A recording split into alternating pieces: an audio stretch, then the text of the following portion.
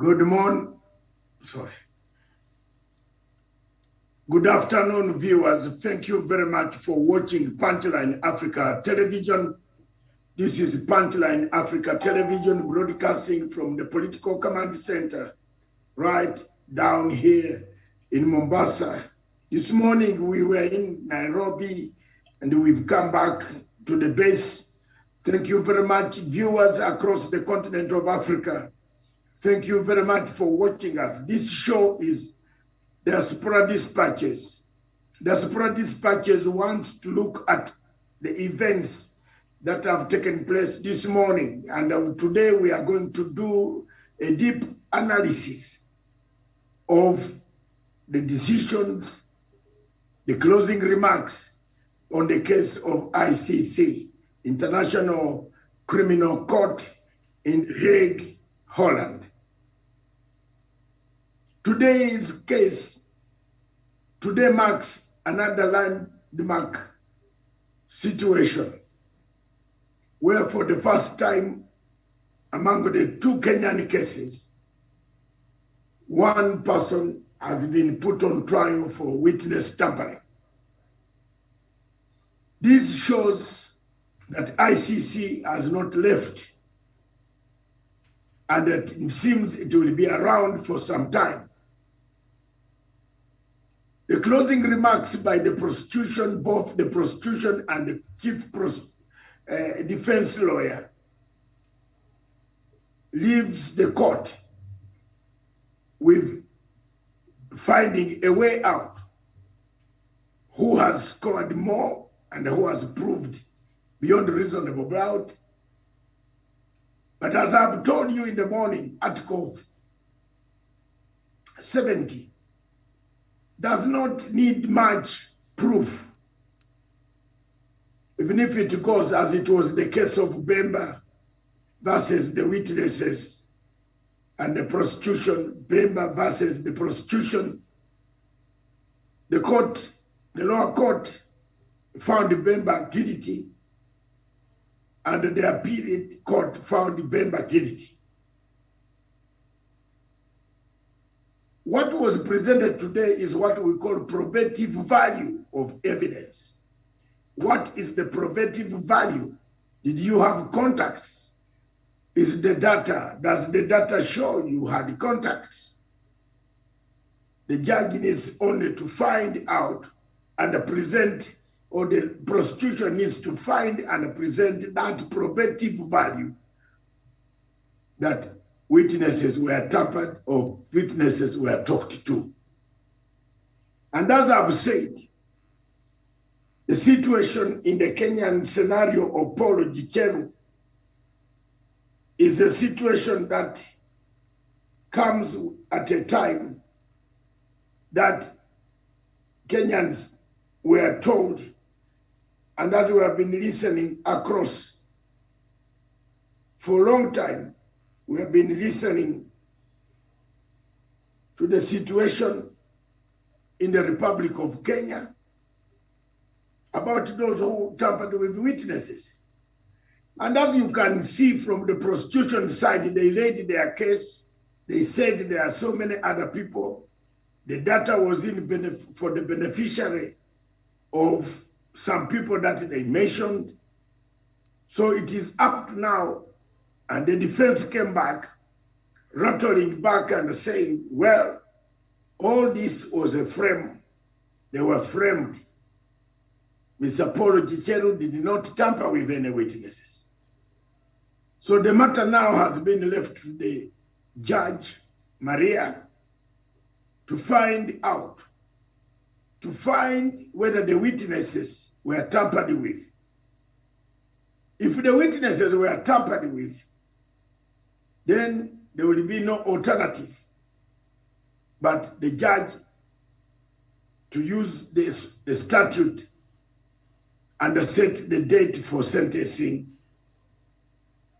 of the same. It is therefore very sad that Icc Gicheru woke up one morning and ended there in the ICC. As you know very well, for some of us, like me, I've not been a very good advocate of the International Criminal Court. Neither have I subscribed to their values and what they do. In most of the cases in Africa, where they have targeted Africans, I have been on the opposite side.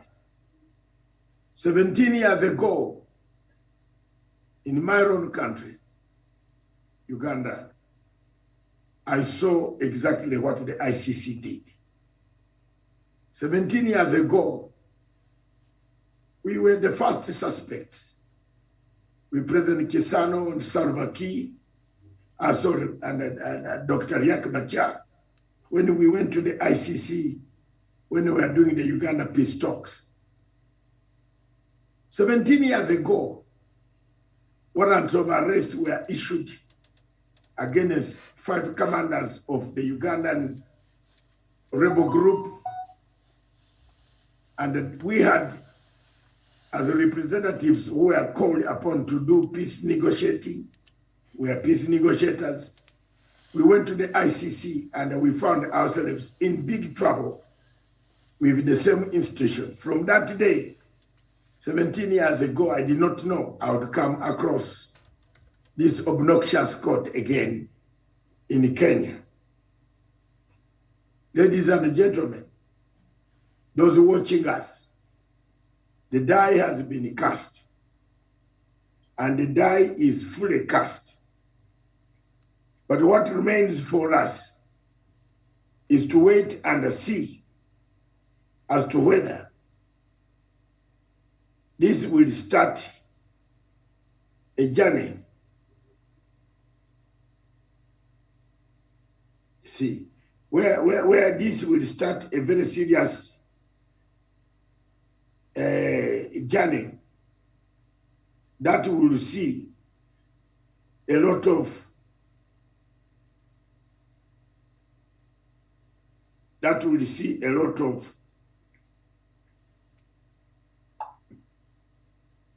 things changing. But given this scenario at this hour, given the strength of what arguments the chief prosecutors or the prosecution side has presented, doesn't it worry you as Kenyans that this monster could come back in so many other ways in the future? The analysis of the prosecution is very clear. It goes on data, it brings data. We don't know how much data that he was saying. Some of it we cannot play it in public. So the judge will take time, and maybe the judge will recommend further instructions or further directives as to why the beneficiaries of the scheme, if it finds Mr. Gicheru guilty. So as we stand right now, that is exactly what is happening and what has happened at the ICC today. The case of Paul Gicheru comes to the end and has come to the end today. For those who don't know what Article 70 means, is administration interfering with administration of justice under Article 70 of the Roma Statute, tampering, bribery, perverting the course of justice. These are serious crimes against the court, and the court could come and find you, look for you, put you down, nail you for 40 years. Mr. Gicheru stands 8 counts.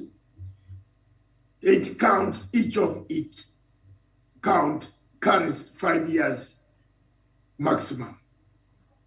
So if he's found on all the 8 counts, he could be sentenced to 40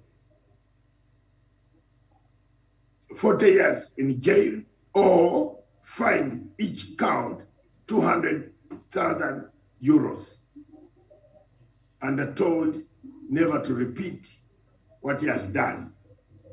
So this is where we are, and that's where we stand as it is right now. Let me do a takeaway. Can I?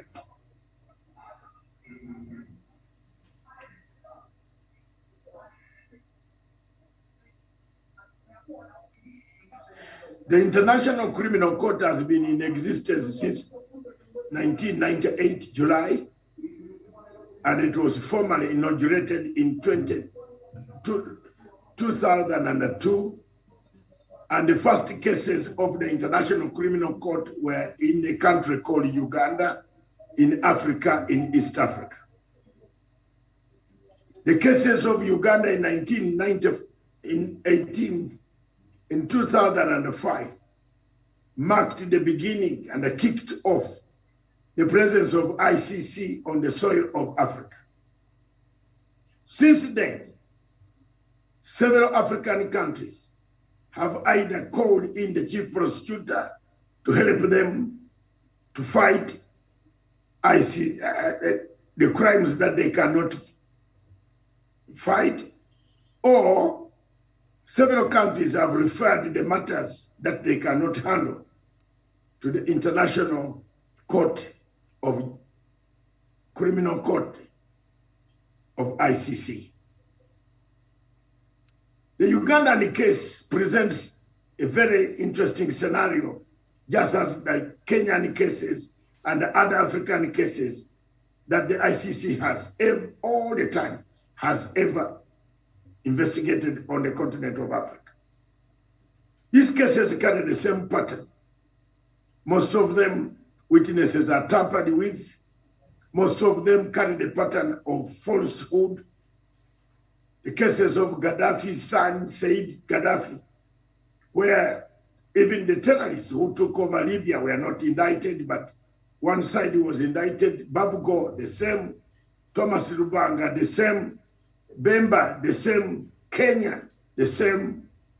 All these cases, the cases of Sudan, the same. Central Africa, the same. They have been the same pattern, excuse me, of indictment, where you go and indict one side. Unlike the situation in the Yugoslavian tribunal or Sierra Leone tribunal that looked into atrocities that were committed and the war crimes that were committed. Therefore, does it matter to any African that the type of indictments that we have seen across the continent of Africa, where there was no conviction? Most of the convictions in Africa were done, but later on, the sentences were reduced or some were thrown out. But Article 70 of the Roma Statute presents very different direction. Article 70 of the Roma Statute is one of the most obnoxious articles in the Roma Statute, which you must not cross. You don't tamper with it, you don't touch it, you don't call the witness, you don't even smile to the witness. It is therefore this article that brought Mr. Icc Gicheru into the clash with the International Criminal Court. Several names this morning were mentioned. It is up to the court that now they have had both sides in their closing remarks. Each side saying they have a case, and the other side saying they will have a case. We had instances where we thought, where it was said that Gicheru perhaps could strike a deal. You never know, he could go back as the judge comes up with a verdict and say, you don't need to come with a verdict, or you leave it up to the judge to make a decision. We leave it to be seen by the judge who is handling the case, who will announce, and the ICC will announce when this ruling and the sentencing will be. It is therefore very important. But as I live, and as we leave this subject, there is one thing that I would like to warn my Kenyan friends. I warn my Kenyan friends because I have seen several of these obnoxious international agencies impounding people on flimsy reasons. What can Kenya do to avoid such situation happening to any of their people? The removal of work envelope from the statute and from their books, from parliament, from the books of reference, is the only route that can save Kenya. After all, the work envelope and the work report and the work commission, all that report was not handed over to the people of Kenya. One wonders why the people of Kenya went ahead and debated a subject that was not handed over to them, yet they used taxpayers' money to investigate, to find out who was responsible and culpable for the crimes against humanity and the violence that took place in 2007, 2008. I find more questions than answers. I find more worries than happiness. I find more sadness than joy. But here we are. We are in it.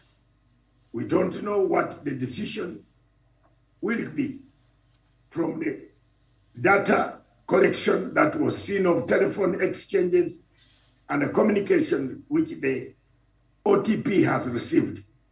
One does not know where and how and when, but it is a matter of when, not how. It's a matter of when. The how, we know it. We have heard about it, how it was done, but a matter of when will the judgment come. It therefore presents a very tough scenario for the people of Kenya, for now and in the future, that in case the people mentioned adversely in the report are required to appear to the International Criminal Court under warrant of arrest, of which they are pending 2 of them, and maybe others following on the way. It remains to the court and the judge to decide. Thank you very much. As risk analysts, we have done our job. And I want to make a disclaimer. I am not a friend of the International Criminal Court. Therefore, I don't subscribe to their trash. But I only do this as a journalist who is covering and who is informing the public. God bless you. God bless Africa. Thank you very much.